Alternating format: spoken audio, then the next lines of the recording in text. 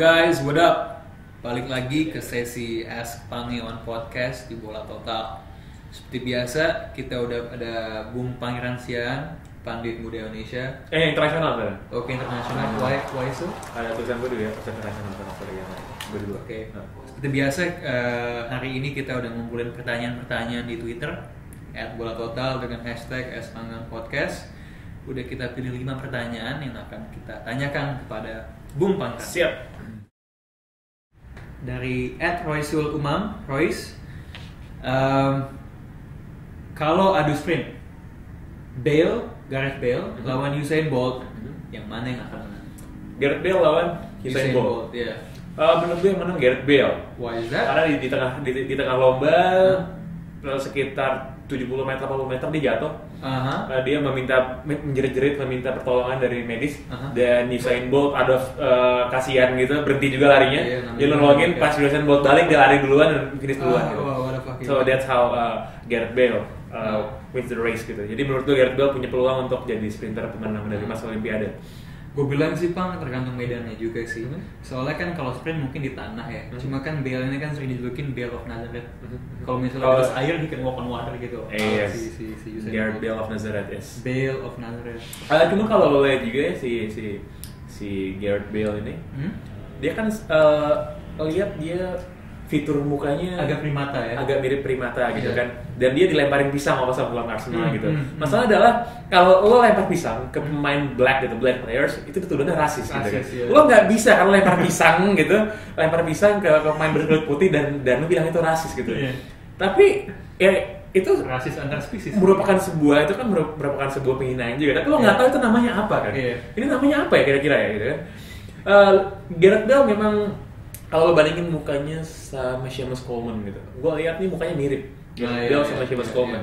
Bedanya adalah Gareth Bale mukanya belum kelar berevolusi jadi Homo sapiens. Seamus Coleman tuh udah versi komplitnya. Gitu. So Bale tuh kayak missing link gitu nggak sih? Bale tuh kayak missing link. Charles Darwin yang dicari-cari sama dia pas nulis buku The Origin of Species tuh Gareth Bale gitu.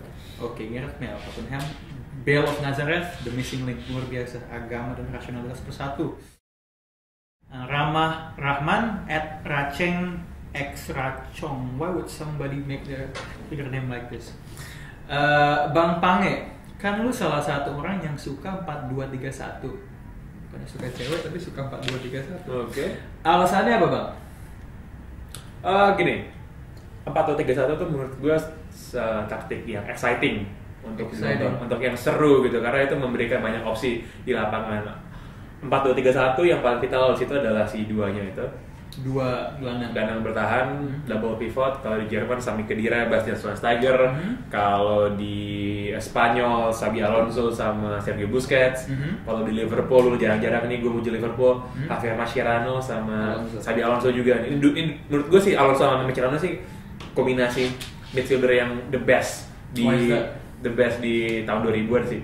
Tapi untungnya cuma bentar bertahannya gitu kan, dan nggak sempet juara juga. Karena ada kombinasinya, satu destroyer Mascherano, satu lagi Xabi Alonso passer gitu. Jadi dua kombinasi ini tuh oke.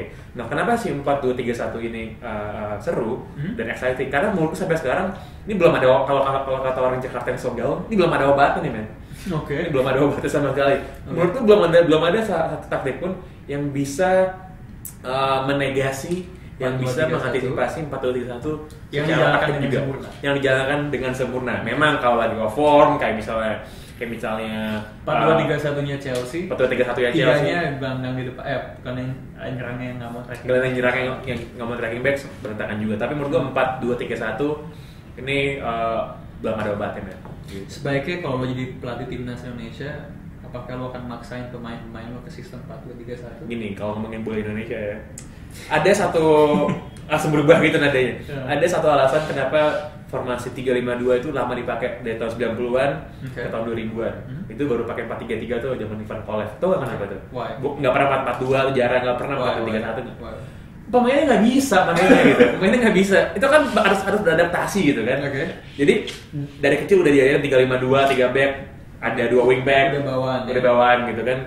Giliran disuruh main 4-4-2 ya kagok. Di giliran disuruh main 4-3-3 kalau itu pas Indonesia main pakai 4-3-3 zaman Ivan Kolev. Itu setengah mati ngubahnya, ngajarinnya tuh kayak, lo tau gak sih kayak ngajarin Orang apa ya? dewasa main piano. Ngajarin orang dewasa main piano atau ngajarin ada anak yang lama tinggal di hutan itu tinggal di kota gitu kan. Iya, Itu iya. langsung awkward gitu, nggak ngerti gimana caranya gitu. Indonesia pengen pakai 4-2-3-1 sih ya masih harus belajar lah gitu. Selain masalah kebiasaan, ini gue kemarin sih pertanyaannya. 4-2-3-1 itu formasi yang menuntut apa dari pemain? 4-2-3-1 tuh menuntut selain punya dua lini bertahan yang super kuat dan super mobile sebenarnya. Mobile, oke. Ya. Butuh seorang playmaker di 3 yang di sentral itu. Semua Bahkan striker. di belakang striker itu Jerman punya Mesut Ozil, Spanyol punya Xavi Hernandez, Oke. even Liverpool aja waktu itu juga punya Steven Gerrard gitu. Yang di push ya. Steven Gerrard yang di push gitu. Dan itu yang krusial. Cuman yang penting juga adalah punya satu striker yang buas, yang bisa nyetak gol. Menurut gue Chelsea itu gagal karena mereka ya Torresnya being Torres sih gitu kan udah nggak buas lagi di depan gitu. Jerman punya Klose, Spanyol punya David Villa, dan menurut gue semua tim itu yang harus punya si satu strikernya ini sih, yang bisa mencetak gol. Lihat gawang gol intinya. Yang ngelihat gawang tuh horny gitu kan, pengen ngejebolin gitu. Kalau Torres tuh ngelihat gawang kayak kagok, kayak perjaka belum tahu harus ngapain gitu. Harry Tamara Lubis, Hartam 14. Ini sequel dari podcast yang kemarin ya. Kalau kemarin edisi bokep, sekarang coba menurut lo siapa aja pemain yang punya talenta dalam memerankan film gay? Film gay. Ini gay porn atau gay yang kayak Brokeback Mountain? Pertanyaannya kurang lengkap sebenarnya. Harusnya gay-nya top atau bottom gitu kan? Bisa kita ini lagi sih, bisa kita bagi gitu kan? Mungkin top dulu kali. Untuk top ya. Who looks like a top pemain bola? Jawaban obvious sih kalau kita ngomongin gay football player gitu lately, Oliver Giroud. Top atau bottom? Top sih kalau buat gue sih. Top, kalau buat gue sih top sih. Ada juga misalnya yang by the way sebenarnya ada rumor kan ada pemain Arsenal yang tidur sama anggota parlemen gitu kan. Anggota parlemen. Who would that person be? Francis Jeffers kayak. Francis Jeffers. Dan dia bottom. Oh iya, oke. Francis Jeffers tuh mukanya bottom kalau gitu kan. Nggak mungkin top terlalu feminim gitu. Siapa lagi? Lo pernah dengar gosipnya kalau Jose Enrique gay kan? Dulu pas zaman di Jakarta tentang gosip sih. Cuma ternyata itu cuma rumor doang. Itu dia juga bisa sih menurut gue.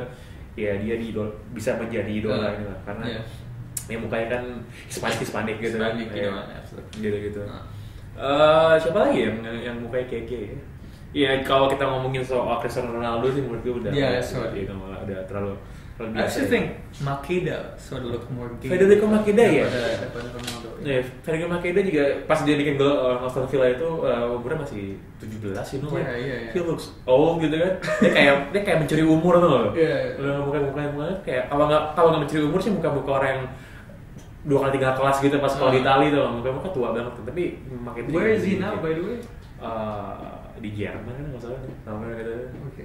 Tenggelam dalam mediokritas. Gue lagi mikir sih, ini kita dari tadi cuma ngomongin pemain gay yang mungkin gay tapi yang Caucasian gitu, gue nyari dari artis yang lain gitu misalnya kan. Yang gitu Asian. Oh itu ada teman gue yang bilang timnas Prancis Blaise Matuidi. Oh Blaise Matuidi. Oke. Kalau lo belum tahu Blaise Matuidi siapa, lo google namanya, lihat fotonya, dan lo omongin ke teman-teman lo. Kalau akan jadi keren kalau lo tahu satu pemain yang teman-teman lo nggak tahu. Blaise Matuidi ya. Blaise Matuidi itu bisa sih. Atau siapa lagi ya? Yang agak serem-serem itu kayaknya apa ya? Siapa ya? Emmanuel Eboué bisa kayaknya. Iya. Eboué. Iya. Sebenarnya akan lucu sih kalau Jarvinho gay sebenarnya. You know like kalau dia disuruh sama partnernya gitu kan, give me some head gitu kan, dia akan misinterpretasi itu sama head gitu kan. Jarvinho gay, udah lucu sih kalau Jarvinho gay gitu. Oke. Any other ideas siapa yang kayak gitu? I think kita tutup di Jarvinho aja sih. Itu udah punchline soalnya tadi. Iya. Kita simpan buat imajinasinya Harta 14 aja. Dari Nazlan Syahputra, Syahputra Alan. The next Garincha ada nggak Kak? The next Garincha. Siapa? Lo abis baca tweet gue minggu lalu ya, makanya lo siapa nih Garincha, langsung Google gitu kan, langsung Google. Oke. Biar dijawab gitu ya. Apa? Enggak terus. Oke. Garinka tuh. Kakinya mesti beneran bengkok. Makanya Garinka tuh pemain sayap Brazil tahun 60-an. Larinya cepet banget. Joy of the Nation. Joy of the People by the way. Oh, People ya. Joy of the People karena dia main sangat menghibur. Beberapa orang Brazil percaya dia lebih hebat dari Pele. Tapi memang hidupnya lebih berantakan sih. Dia tuh punya anak berapa? Punya anak hampir 10 kalau dari 4 cewek yang beda gitu. Ada berita dulu di pas Piala Dunia 58 di Swedia, si Garinka nih suka kabur dari hotel. Karena dia nggak terbiasa lihat cewek blonde di Swedia gitu. Gitu beneran nih. Kalau dari hotel nyari cewek gitu kan, gue main bola gue keren gitu kan. Siapa yang jadi the Rex Garinka nih kaki kanannya sama kaki kirinya nggak simetris, bengkok satu.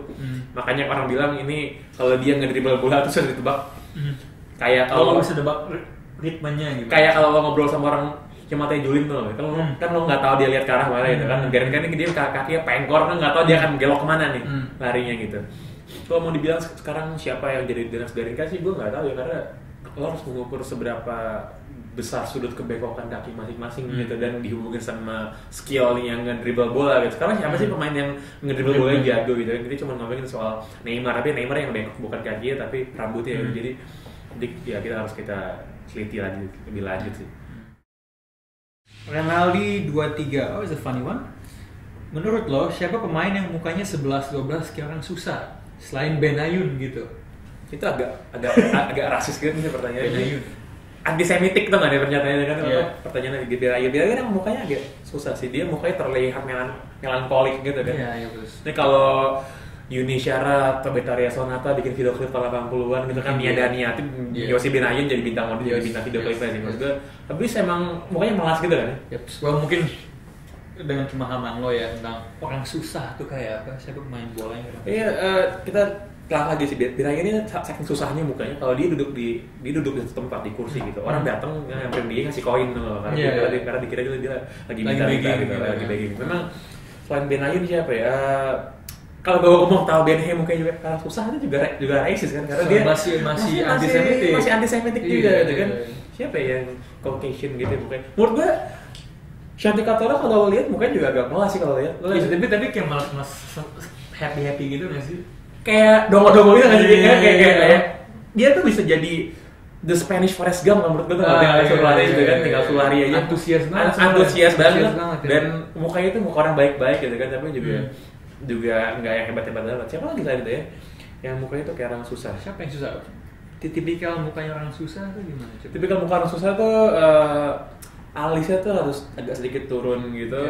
Kerutan di wajah. Kerutan matanya menggambarkan berapa beratnya hidupnya selama ini gitu kan. Benayoun sih ya lumayan berat hidupnya kan. Dulu pas zaman di Spanyol main di mana gue lupa, main bagus, main ke West Ham jadi starter.